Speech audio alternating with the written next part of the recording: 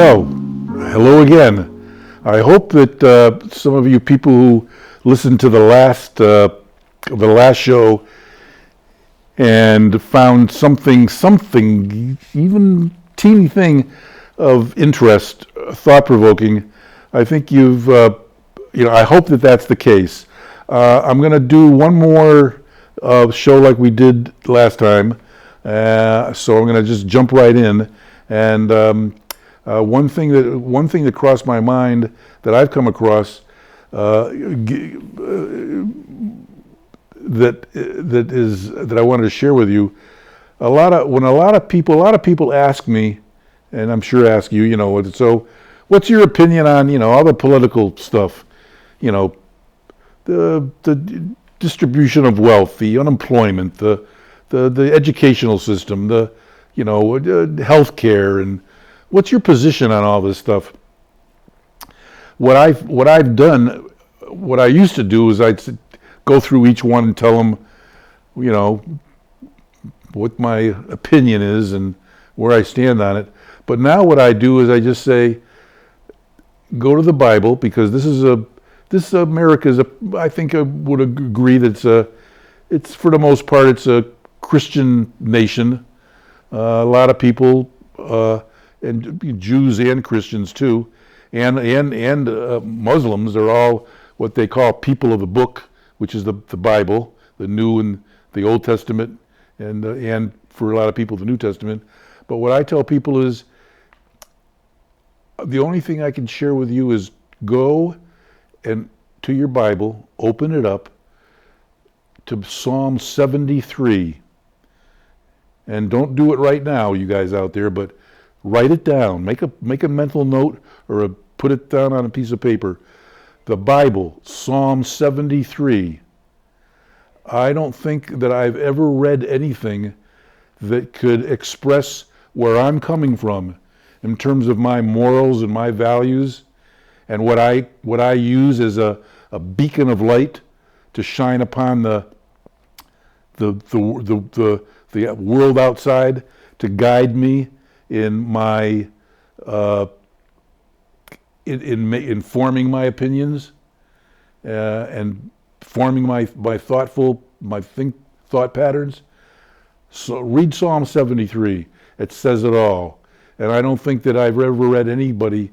If you look at the Bible, the story is notwithstanding, but the Bible, the teachings of Jesus, or the sutras, the teachings of the Buddha, I think that all of these religious spiritual leaders all have one thing in common.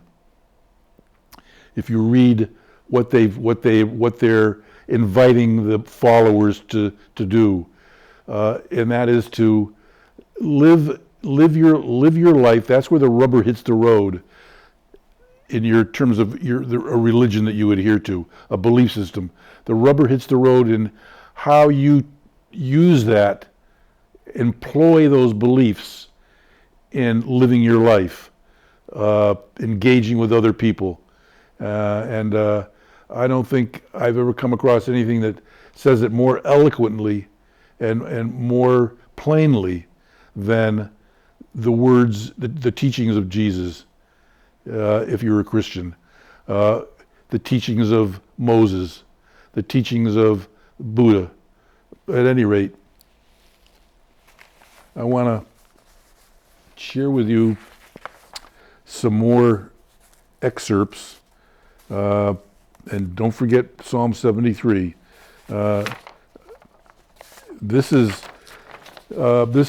This quote is, I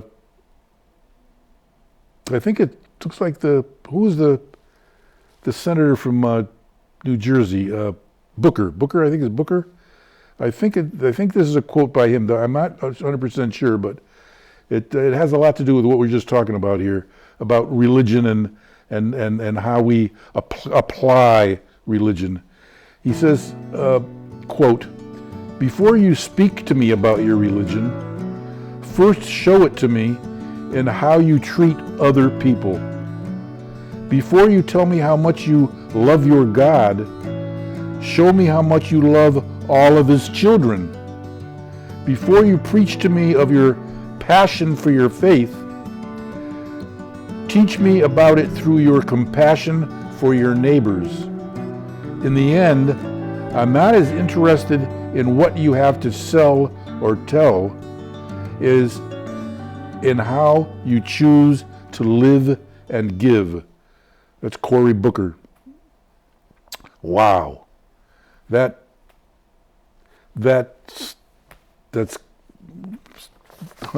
what can I say?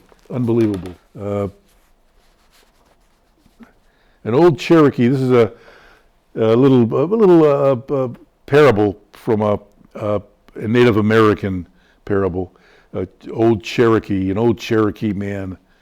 He was sitting in talking to his grandson about the battle between two wolves that go on inside people.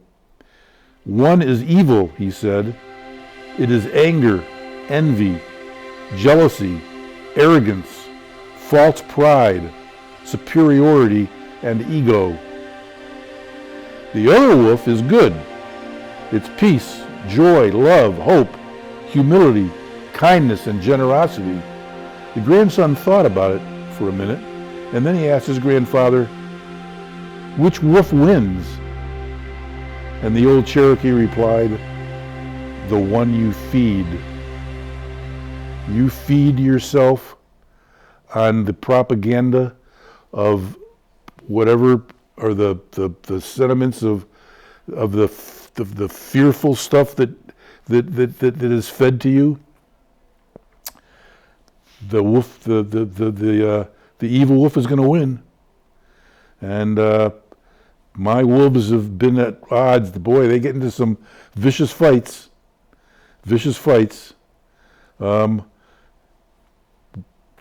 We're all in the same boat, frail human beings, with tendency to go either way.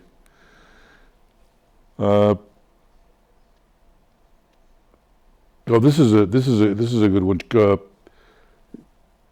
Kurt Vonnegut wrote this about Joseph Heller. Joe Heller. What did he write? Did he write Catch-20? I forget. Yeah, Catch-22. I think he wrote. Yeah. Kurt Vonnegut had run into him at a party or at some function. This is a true story. Joseph Heller, an important and funny writer now dead, and I, meaning Kurt Vonnegut, were at a party given by a billionaire on Shelter Island. I said, "Joe, how does it make you feel to know that our host only yesterday may have made more money than your novel Catch-22 has earned in its entire history?" And Joe said, "I've got something that he can never have." And I said, "What on earth could that be, Joe?" And Joe said, "The knowledge that I've got enough." I don't know. It's far out stuff. I like some of these. This is some of the ones I come across in some of the writings, some of the stuff from the Bible, some stuff from the Buddhist Zen literature, some stuff from philosophers. I haven't got all of the names written down. The biggest, this is an interesting quote, "The biggest waste is the difference between what we are and what we could become." That gap in between what we've accomplished, what we've done with our lives, and what our potential was. I think we all know, and certainly in my case, there's a gap there, I think we all know that in our own lives there's a certain space there that we haven't lived up to all of our potential. When you find peace within yourself, you become the kind of person who can live in peace with others. So I guess like the idea is to, and again, it's back to what so many of the great spiritual leaders have said. I know I've come across it in Buddhism. I know I've come across it in Christianity, in Judaism. Peace within yourself, and it reminds me of a quote from Miller, Henry Miller, I think he wrote it in the Tropic of Capricorn. He was the author. He was an author. He was a Norwegian, and so am I. I'm half. My dad was Norwegian. My mother was Jewish, and I was kind of brought up without too much dogma laid on me, but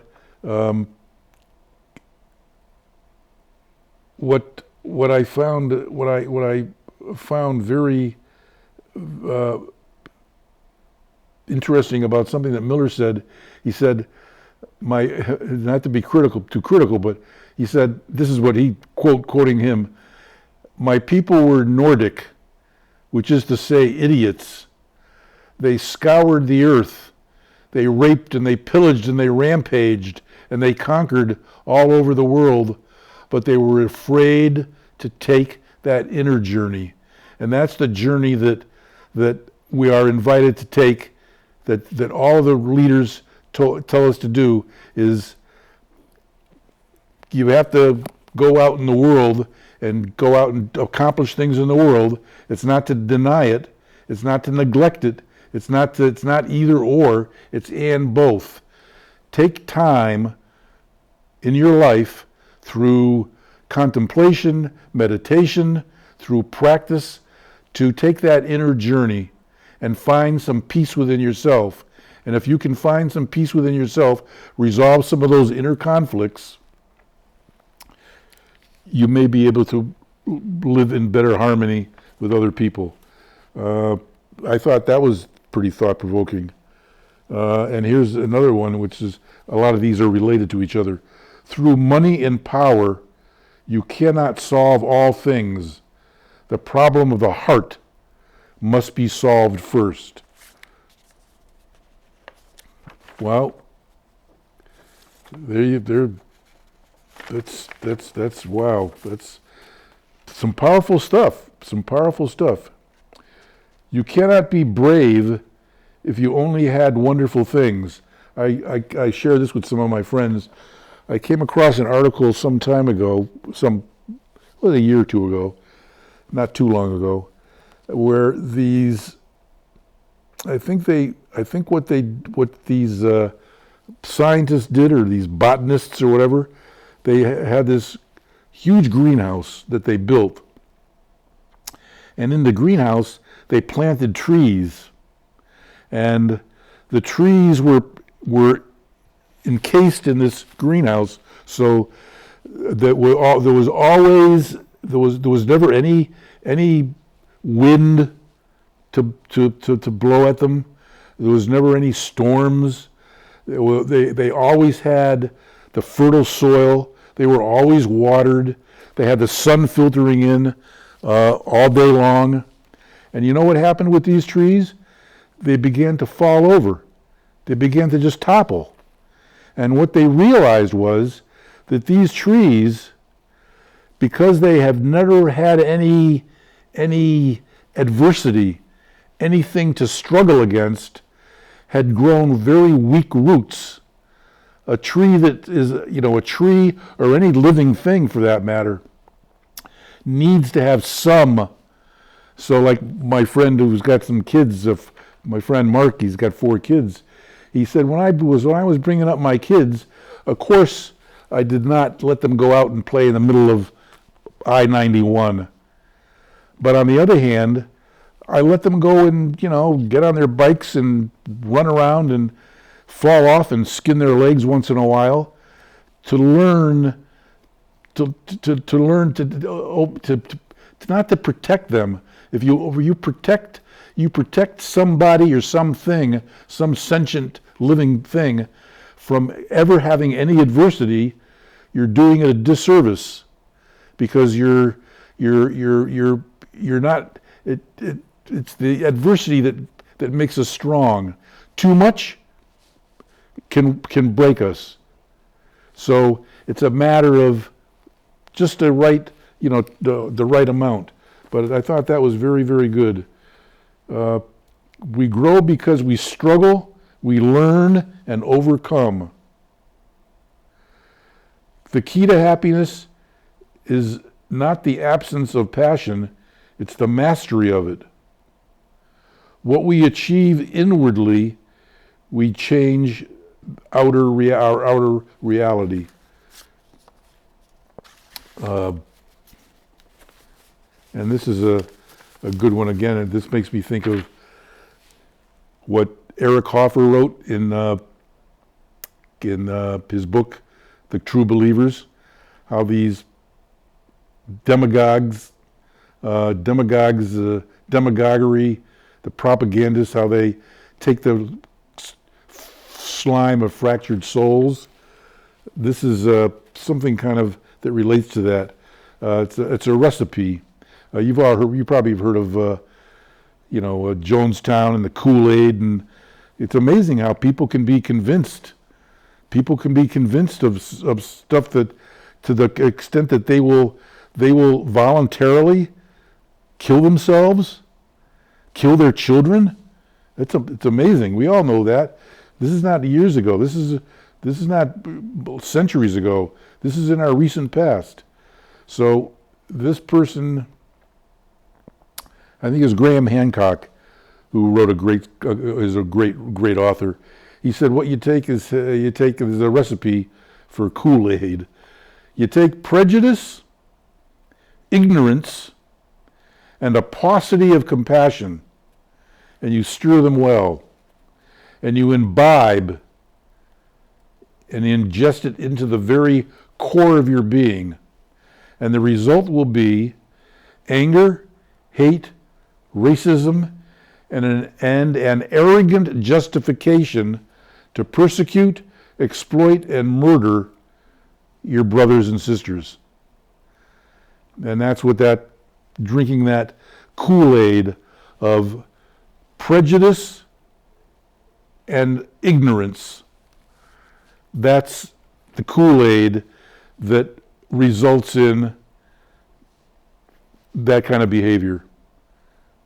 Wow. That's very interesting. Another one. Woe to him who has not found within himself the source of happiness. Again, that inner journey.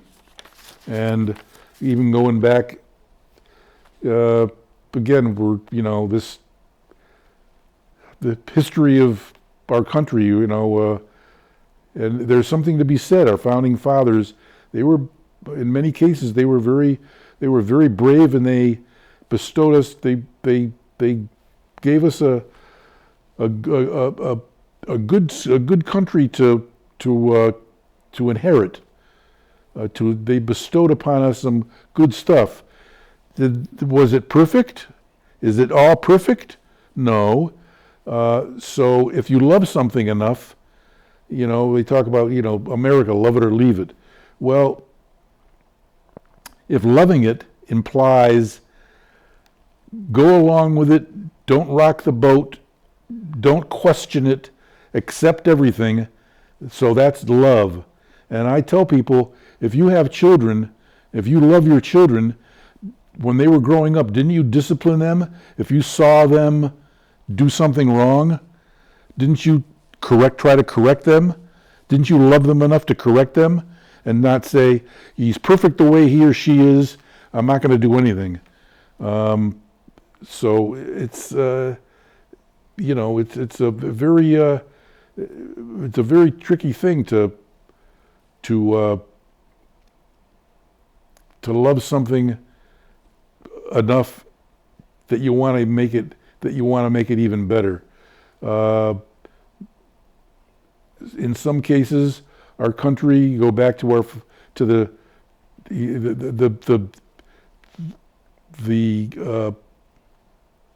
Constitution, when it was passed by our founding fathers, and it went to the different colonies for ratification, They sent it back. And they said, well, this Constitution talks about the power of the executive, the legislative, the judicial, the power of the government, but what about the power of bestowed upon the individual, the people? And that's what led to the Bill of Rights, the first 10 amendments. The first 10 amendments were when the states, or the colonies at that time, they sent it back to the founding fathers and said, you guys better come up with a document that gives the individual rights. And that's the first 10 amendments. Freedom of the press, freedom of this, to bear arms, unreasonable searches and seizures, a fair trial. So there was a lot of stuff that the founding fathers, I think what some of them had in mind was we want to be free of the power, the tyranny of the king, but being the aristocrats, and our founding fathers were mostly landowning aristocrats, we wanted to start a country where we have more of the power. And one of the founding fathers, who was a delegate from Virginia, a guy named Randolph, he said, I love liberty, I hate equality. And that's a quote. So a lot of them we're not saying, we want to be free to do our thing, but equality is not something, like they said, some people are more equal than others. And it's true. And a lot of people criticize, well, equality means that these radicals, they want everybody to be, for instance, paid the same. If you're a highly educated doctor or a teacher or a scientist or an entrepreneur and you're making a lot of money and somebody is mopping the bathrooms at McDonald's, they make the same amount of money. They don't say that. Victor Hugo, in his book Les Miserables, said the problem with socialism is not equal pay, it's to be equitably paid, so that, of course, everybody should not make exactly the same. Nobody's saying that, but he's saying that even the lowest wage worker deserves a living wage, a wage that would afford he or she to have a good housing, to have health care, to have the things, afford to be able to have the things that allow us to grow and reach our potential. That's basically what people like Hugo and a lot of people on the right or on the left are saying, and on the right for that matter too. They're for equality. We can either have democracy in our country or we can have great wealth concentrated in the hands of few, but we cannot have both. And that was from Supreme Court Justice Louis Brandeis 100 years ago.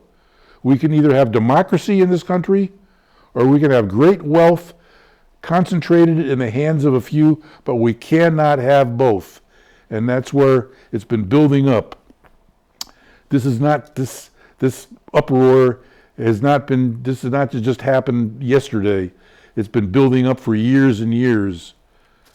So I want to share that with you. And again, I hope that I have even more stuff, but maybe sometime down the line I get to some more stuff. We got some more guests coming in at the beginning of the year. Some great guests who are going to share their story. And again, go to email and email the station if you have any comments, questions, things that you want to share, any ideas that can make this a better show. If you want to come and be a guest, if you want to participate in any way, if you want to contribute any thoughts or ideas you want to contribute, they're very, very welcome. So thanks again, and happy trails and good thinking, and Good luck to all of you. I love you guys. Take care.